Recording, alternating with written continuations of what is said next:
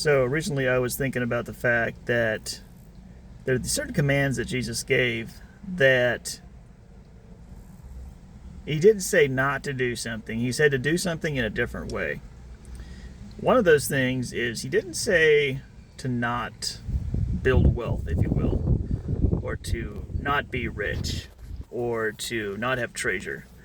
But he had a very specific instructions, you could say, on what kind of treasure you should have, right? So, um, he said, don't lay up treasure down here, don't here where moth and rust, where it's temporary. Don't lay up temporary treasure, but lay it up in heaven, like store it up in heaven, where it is permanently safeguarded. And you think about what asset managers do, and one of their big mandates, right, is to protect the assets, right? So, it's growth and expansion, all that stuff, right? In many cases, I suppose, but it's also protect the assets that you have entrusted to you.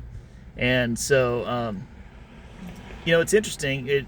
Jesus didn't say don't have treasure. He didn't say don't treasure things. He didn't say don't store up treasure. He said store it up in the right place. So that I think you could say that to treasure is human. To have treasures is a very human thing.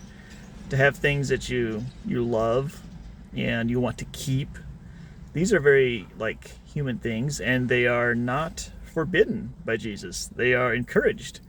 But the key is to carefully select the things, to not select the things that will, so to speak, die with you, or things that you can't take with you, but things that you can store up in heaven. And so, I don't know.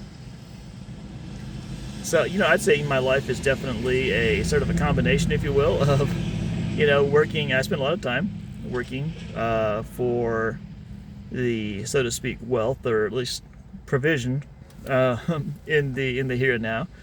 But there are, I would think about some of the people in my life, and in some ways I would feel like, yes, indeed, the time I spend with them is a deposit, is an eternal deposit, if you will, into the eternal storehouse, probably.